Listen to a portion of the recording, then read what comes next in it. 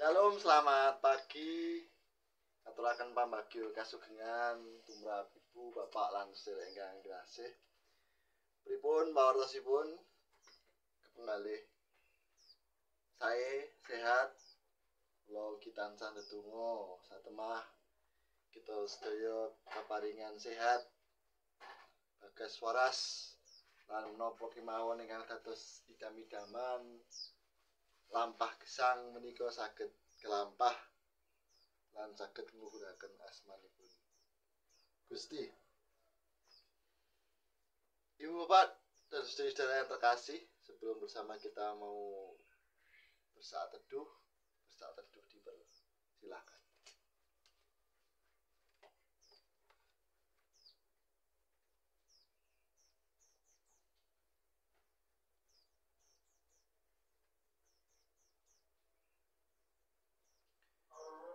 Mengucap syukur ya Tuhan untuk penyertaan-Mu hari lepas hari.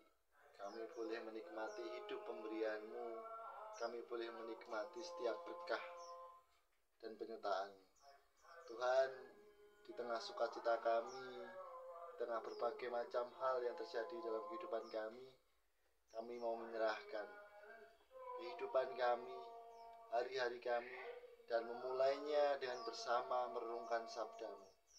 Kiranya Tuhan memberkati, memampukan kami, sehingga kami semakin diperlengkapi untuk melanjutkan hidup pemberian Tuhan seturut dengan kehendak Tuhan. Terima kasih ya Tuhan.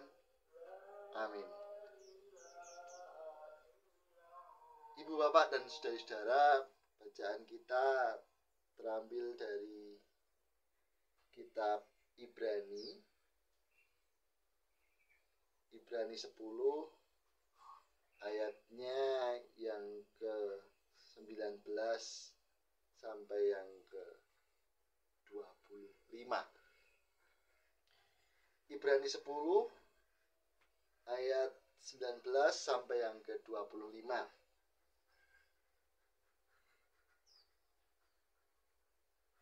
Ketekunan.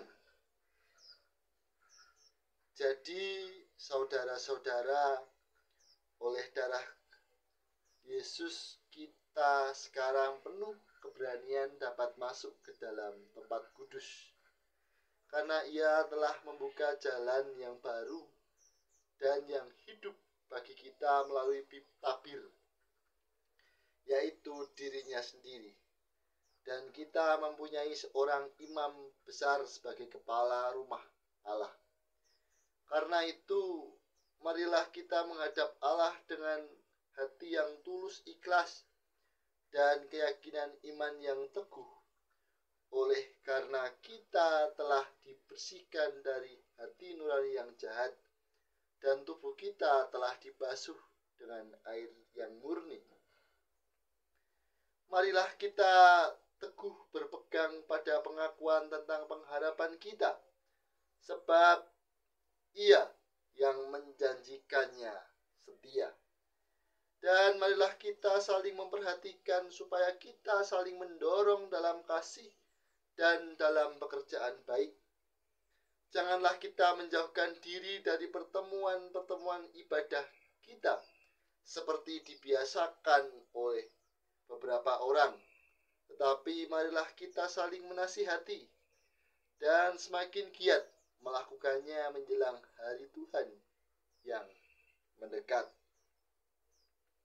Demikianlah pembacaan kita. Yang berbahagia ialah mereka yang mendengarkan dan melakukan firman Tuhan dengan setia.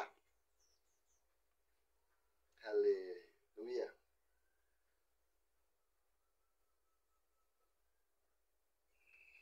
Ibu, Bapak, dan saudara-saudara,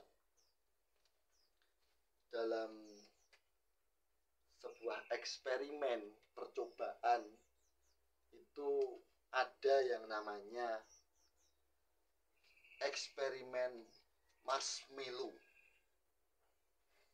Marshmallow, kembang gula yang manis itu dijadikan sebuah eksperimen. Eksperimennya seperti ini. Dalam ujian ada beberapa anak dan setiap anak diuji dengan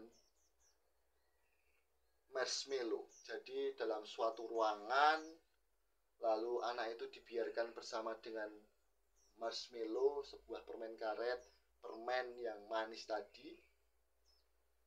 Lalu anak itu dibiarkan, ditunggu beberapa waktu. Apakah anak itu memakan marshmallow-nya atau tidak? Ujiannya begitu.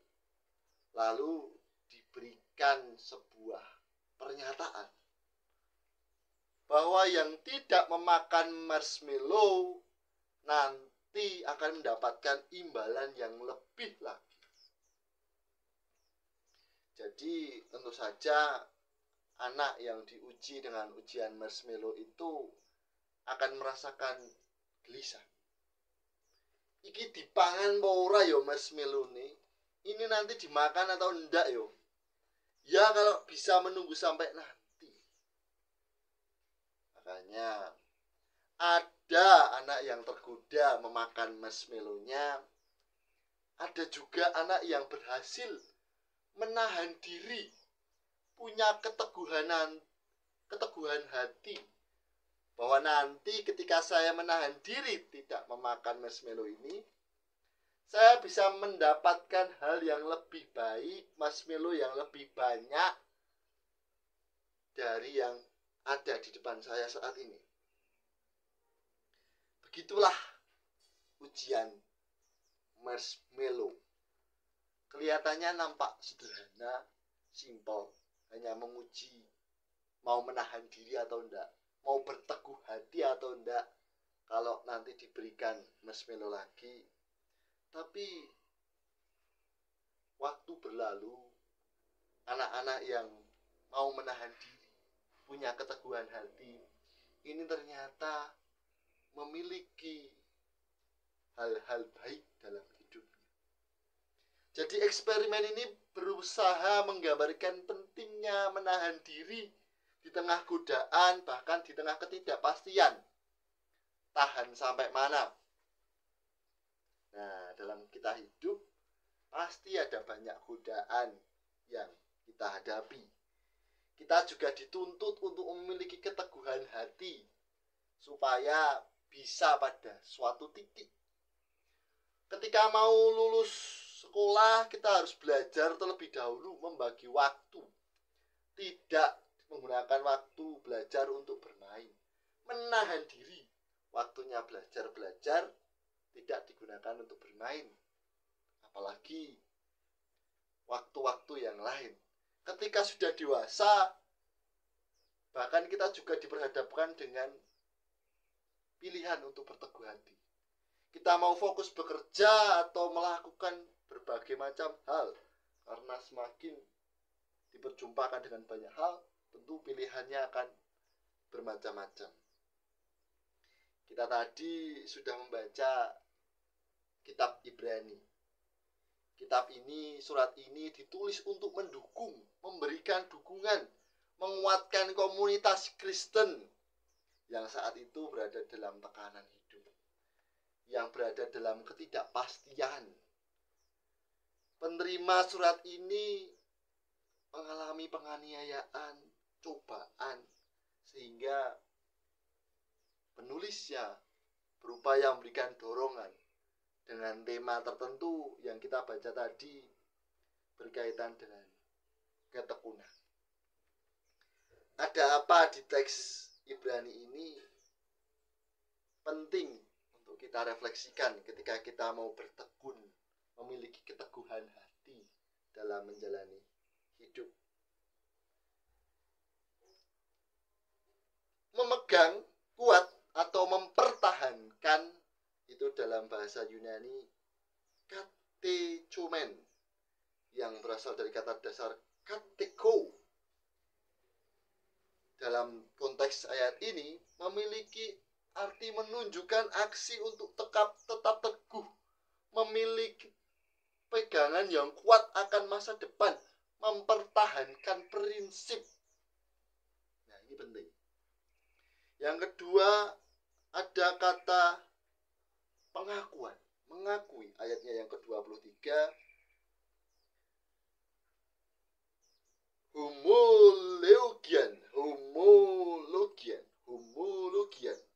berasal dari kata dasar homolego, yang artinya mengakui, mengucap bersama-sama. Dalam hal ini pengakuan dideklarasikan dengan terbuka.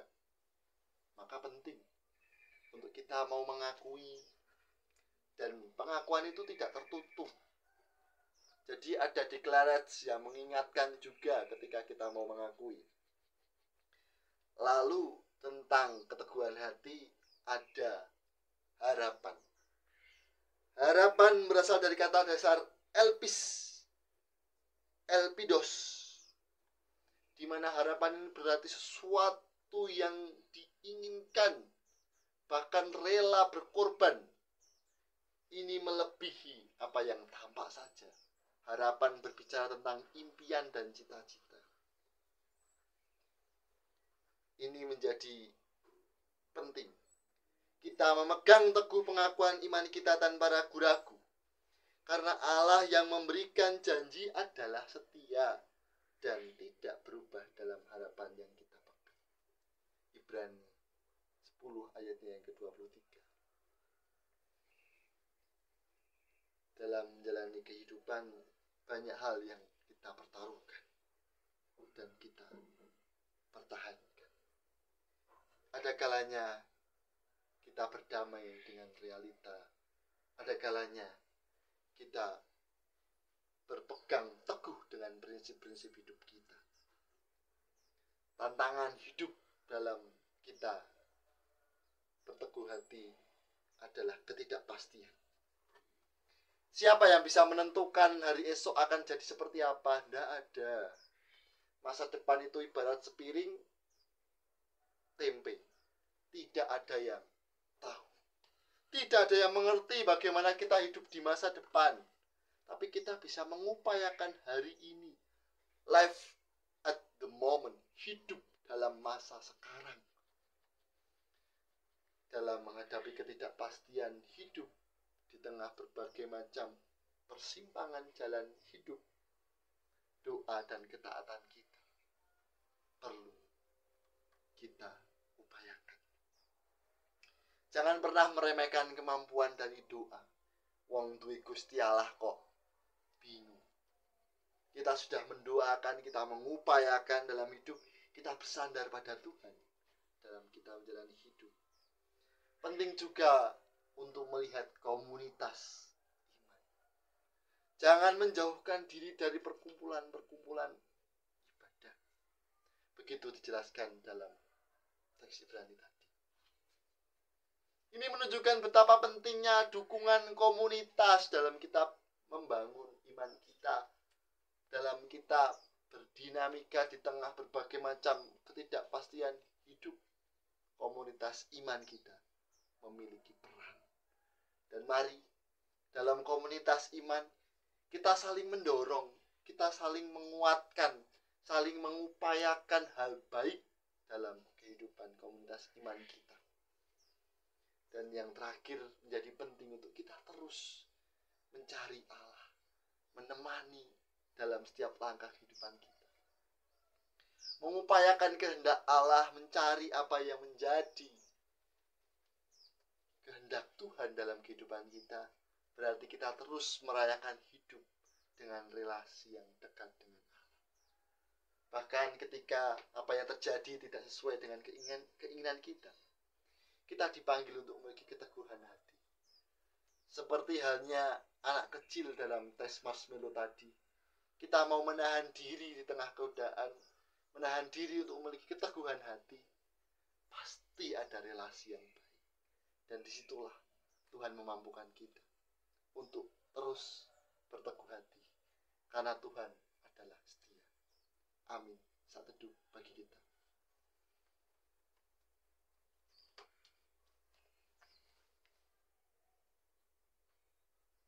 Mengucap syukur ya Tuhan untuk penyertaan-Mu pada pagi hari ini. Mengucap syukur ya Tuhan untuk penyertaan-Mu dalam kehidupan kami. Terima kasih untuk setiap apa yang boleh kami pelajari. Terima kasih untuk setiap apa yang boleh kami nikmati dalam kami hidup. Tuhan, di tengah sukacita kami berdoa untuk orang-orang yang sakit. Kiranya kesembuhannya daripada Tuhan memberkati mereka. Tuhan, kami berdoa untuk proses pemulihan kesehatan. Kiranya Tuhan memberkati mereka. Tuhan, kami berdoa untuk setiap pelayanan dinamika kehidupan yang kami upayakan. Kiranya Tuhan terus menemani kami. Tuhan, kami berdoa untuk konflik, untuk setiap permasalahan, pergumulan, relasi yang kami bangun. Kiranya Tuhan memampukan kami untuk terus berpengharapan di dalam Engkau dan Roh Kudus-Mu yang terus menemani kami. Tuhan, kami teringat akan pergumulan kami sebagai masyarakat di tengah keberagaman. Kiranya Tuhan mampukan kami untuk menjadi pelaku kasih, untuk peduli, untuk peka terhadap orang lain. Terima kasih Tuhan untuk setiap hal yang terjadi dalam kehidupan kami. Tuhan memberkati kami, Tuhan menyertai kami, bukan hanya untuk keinginan kami, tapi kehendak Tuhan yang terjadi atas kehidupan kami. Dalam nama Tuhan Yesus kami berdoa. Amin. Selamat pagi, Tuhan Yesus memberkati.